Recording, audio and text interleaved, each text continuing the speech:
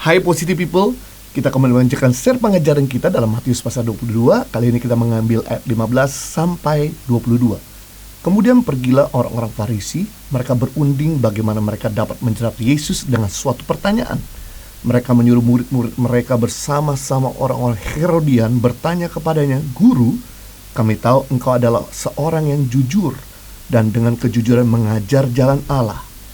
Dan engkau tidak takut kepada siapapun, sebab engkau tidak mencari muka. Katakanlah kepada kami pendapatmu. Apakah diperbolehkan membayar pajak kepada kaisar atau tidak?"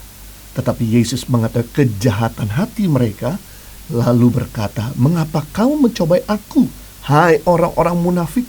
Tunjukkanlah kepadaku mata uang untuk pajak itu." Mereka membawa 1 dinar kepadanya. Maka ia bertanya kepada mereka, "Gambar dan tulisan siapakah ini?" Jawab mereka, "Gambar dan tulisan kaisar."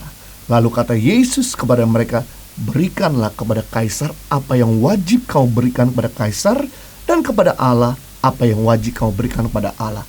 Mendengar itu heranlah mereka dan meninggalkan Yesus lalu pergi. Kita sebagai orang Kristen di Indonesia memiliki 2 kewarganegaraan. Yang pertama Indonesia, dan yang kedua kewarganegaraan sorga. 2 kewajiban terhadap pemerintah Republik Indonesia dan terhadap Tuhan. Tetapi keduanya ini harus diwujudkan di dalam kebulatan dan keutuhan hati, karena keduanya memang satu keutuhan pengabdian. 2 warganegaraan, 2 kewajiban, tetapi satu hati. Inilah yang dipertegas oleh Yesus ketika menanggapi pertanyaan yang menjerat dari orang-orang Farisi yang mendapatkan dukungan dari orang-orang Herodian, yakni anggota-anggota suatu partai Yahudi yang menghendaki keturunan Herodes Agung yang memerintah atas mereka, dan mereka merupakan kaki tangan orang Romawi. Orang Farisi yang tadinya anti penjajah Romawi kini berkomplotan dengan orang-orang Herodian, sahabat Herodes atau boneka kaisar. Mereka memperkirakan Yesus akan menjawab dengan ya atau tidak terhadap pertanyaan mereka. Yesus tahu maksud pertanyaan itu dan apa resikonya bila menjawab dengan salah satu di antara jawaban itu. Jawabannya akan menimbulkan kemarahan mereka yang mengalami penderitaan di bawah penjajahan Romawi. Karena sejak 100 tahun yang lalu, daerah Palestina sudah ada di bawah penjajahan Romawi. Sedangkan jawaban tidak akan memancing kemarahan pemerintah Romawi. Yesus menegur keras, tegas, lugas kepada kejahatan dan kemunafikan mereka, serta dengan bijaksana menjawab pertanyaan mereka. Lalu Yesus berkata dalam Matius 22 ayat 19, "Tunjukkanlah kepadaku mata uang untuk pajak itu." Mereka membawa 1 dinar kepadanya, karena pada waktu itu setiap orang biasa mengantongi mata uang 1 dinar. Maka ia bertanya kepada mereka, "Gambar dan tulisan siapakah ini?" Jawab mereka, "Gambar dan tulisan kaisar." Lalu Yesus berkata kepada mereka, "Berikanlah kepada kaisar apa yang wajib kau berikan kepada kaisar, dan kepada Allah apa yang wajib kau berikan kepada Allah." Mendengar itu heranlah mereka dan meninggalkan Yesus lalu pergi. Sungguh jawaban Yesus telah menggagalkan niat hati mereka yang jahat dan menelanjangi kemunafikan mereka. Hikmat dan pelajaran yang kita dapatkan dari perikop ini, Daily Devotion hari ini adalah yang pertama, hati-hati terhadap sanjungan orang kepada kita.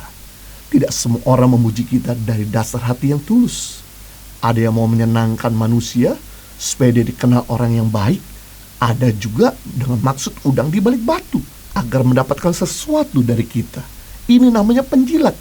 Ada juga orang memuji untuk menjatuhkan atau menjebak kita, seperti yang dilakukan orang-orang Herodian datang kepada Yesus. "Guru, kami tahu engkau adalah seorang yang jujur." Manis banget. Dengan kejujuran mengajarkan jalan Allah. "Engkau tidak takut pada siapapun, sebab engkau tidak mencari muka." Orang-orang Herodian datang dengan kalimat hebat, tertata, rapi.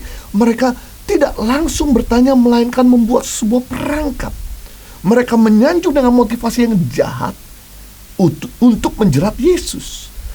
Orang-orang Farisi sebenarnya bermusuhan dengan orang-orang Herodian, karena orang Herodian menyetujui pajak, sedangkan orang Farisi tidak. Saat itu mereka bersatu untuk menjerat dan menjatuhkan Yesus. Mereka memuji bahwa Yesus tidak takut pada siapapun, padahal mereka ingin supaya Yesus berani mengucapkan sesuatu yang menentang pemerintah Romawi, agar Yesus segera ditangkap sama orang-orang Romawi pada waktu itu. Yesus tidak tersanjung dengan kata-kata manis mereka, tetapi Yesus menegur keras kemunafikan mereka yang berpura-pura memuji Yesus, tetapi sebenarnya maksudnya adalah untuk menjerat Yesus. Jadi kita belajar di sini bahwa ternyata pujian itu ada yang punya maksud tujuannya tulus, dan ada orang yang memuji kita dengan maksud tujuan tidak tulus. Itu sebabnya yang penting di sini kita belajar untuk kita tidak haus akan pujian, sehingga kita bisa peka terhadap maksud pujian yang tulus dengan yang tidak tulus, sehingga kita bisa menjadi orang-orang yang bukan haus pujian tapi menyenangkan hati Tuhan. Yang kedua, hikmat dan pelajaran yang kita dapatkan dari perikop dan renungan hari ini adalah berkatilah bangsa dan negara kita dengan kontribusi yang kita bisa lakukan. Karena kunci pemulihan ekonomi bangsa kita bukan terletak pada orang luar. Kan orang asing membantu sesaat, tapi kunci pemulihan ekonomi bangsa kita terletak pada putra-putri Indonesia sendiri. Jadi kita gak bisa mengandalkan orang luar. Yang kita bisa lakukan, mari kita peduli kepada bangsa kita sendiri. Kalau bukan kita sebagai warga negara Indonesia, siapa lagi yang peduli pada negara ini? Berkatilah negara kita sendiri dengan apa yang kita bisa lakukan demi kesejahteraan bangsa kita. Yang pertama, dengan mendoakan setiap hari bangsa negara kita dan pemerintah bangsa Indonesia. Saya percaya dalam doa ada terobosan, di dalam doa ada kuasa, di dalam doa ada kemuliaan. Kalau kita nggak pernah berdoa, kita nggak pernah lihat kuasa Tuhan. Itu sebabnya teruslah konsisten berdoa buat bangsa negara kita serta pemerintah bangsa kita, karena mereka nggak mudah untuk menangani kasus daripada COVID-19. Berikutnya yang kedua, bagaimana untuk kita memberkati bangsa kita? Tidak berbicara yang buruk kepada pemerintah dan bangsa kita, tetapi lepaskanlah kata-kata yang baik. Bernubuatlah kepada bangsa Indonesia. Your word is not just communication, but your word is creation. Kata-kata kita bukan sekadar komunikasi, tapi kata-kata kita bisa punya kuasa untuk menciptakan. Itu sebab lepaskanlah kata-kata positif bagi negara kita, lepaskanlah kata-kata positif buat pemerintah kita. Karena apa yang kita katakan yang baik, itu yang terjadi. Apa yang kita katakan yang buruk, itu pun yang terjadi juga. Yang ketiga, bagaimana memberkati bangsa negara kita, yaitu taat kepada pemerintah dengan menjaga kebersihan, tidak buang sampah sembarangan, dengan tetap di rumah. Kalau tidak terlalu penting, jangan keluar rumah agar tidak tertular COVID-19. Kalau keluar pun, mari ikuti protokol pemerintah dengan menggunakan masker, menjaga jarak, sering-sering cuci tangan di air mengalir. Dan bagi kita yang sering keluar, diupayakan supaya kita punya fisik yang sehat. Karena kita punya fisik yang sehat, antibodi kita bisa menyerang segala virus yang masuk dalam tubuh kita. Berikutnya, untuk memberkati negara kita, bagi kita yang punya income di atas UMR tiap bulan, jangan lupa untuk kontribusi membayar pajak. Karena pajak di Indonesia masih terbilang rendah dibandingkan negara-negara lain. Negara Indonesia kita bayar pajak cuma 5-30%, sedangkan negara lain seperti Australia, negara tetangga kita, bayar pajak hampir bisa mencapai 47%. Di Jepang bisa mencapai 50,84%. Tujuan pajak yang kita berikan untuk pembangunan dan kesejahteraan negara kita sendiri. Beda negara maju sama negara berkembang. Negara maju, rakyatnya punya kesadaran yang tinggi dalam membayar pajak. Sedangkan negara berkembang, rakyatnya tidak punya kesadaran yang tinggi untuk membayar pajak. Jadi, negara tidak akan maju jika rakyatnya terus menuntut, tidak pernah kontribusi. Saya percaya ketika kita memberkati negara kita, kita diberkati. Ketika kita bikin negara kita maju, kita pun ikut maju. Jadi jangan berharap bisnis kita maju, karir kita maju, pelayanan kita maju, kalau kita sendiri tidak pernah memajukan negara kita.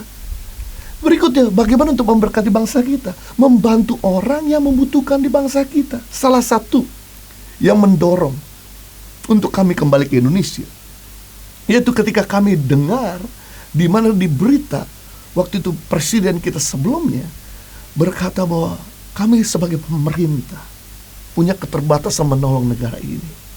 Kami butuh uluran tangan dari semua rakyat, organisasi dan perusahaan untuk bisa sama-sama kontribusi menolong Indonesia. Karena Indonesia terlalu luas. konfirmasi daripada presiden kita sebelumnya yang memotivasi untuk kami kembali ke Indonesia, dan konfirmasi untuk kami terus ada di Indonesia menolong daerah-daerah yang masih belum ditolong. Dan saya juga berterima kasih kepada saudara yang mau kontribusi sehingga sama-sama kita bisa membuat Indonesia become a better place. Yang ketiga, kita belajar hikmat dan pelajaran yang kita dapatkan dari perikop ini, yaitu berkatilah pekerjaan Tuhan. Matius pasal 22 ayat 21, Yesus berkata kepada mereka, berikanlah kepada Kaisar apa yang wajib kamu berikan pada Kaisar, dan kepada Allah apa yang wajib kamu berikan kepada Allah. Karena semua unsur transformasi membutuhkan biaya. Untuk membuat anak kita jadi pintar butuh biaya, disekolahkan. Untuk membuat suami berprestasi dalam karir dan bisnis butuh biaya, pendidikan, modal usaha. Untuk membuat istri kita tambah cakep butuh biaya, bukan cuma ditumbang tangan, tapi juga didandani. Sama, untuk memperluas kerajaan Allah sehingga banyak orang diselamatkan, butuh biaya. Dan biaya misi adalah biaya yang cukup besar. Dengan kita kontribusi bagi pekerjaan Allah, maka kita sedang memperluas kerajaannya di muka bumi, sehingga akhirnya setiap lidah mengaku Yesus Tuhan dan setiap lutut akan berlutut menyembah Yesus adalah Tuhan, dan orang-orang diselamatkan. Satu orang diselamatkan, si isi surga bersukacita untuk menyenangkan hati Tuhan. Salah satunya kita kontribusi bagi pekerjaan Tuhan. Dukunglah tempat di mana kau beribadah. Dukunglah hamba-hamba Tuhan yang melayani pekerjaan Tuhan. Dalam masa-masa seperti ini, ketika kita memberkati pekerjaan Tuhan, maka Tuhan akan melihat dan memberkati segala yang kita buat. Jadi kita belajar hikmat atau pelajaran yang kita dapatkan dari perikop ini. Yang pertama, hati-hati terhadap sanjungan orang kepada kita. Yang kedua, berkatilah bangsa dan negara dengan kontribusi kita. Dan yang ketiga, berkatilah pekerjaan Tuhan. Saya percaya dengan kita melakukan ketiga hal ini, maka kemuliaan Tuhan semakin nyata dalam kehidupan kita. Tuhan Yesus memberkati.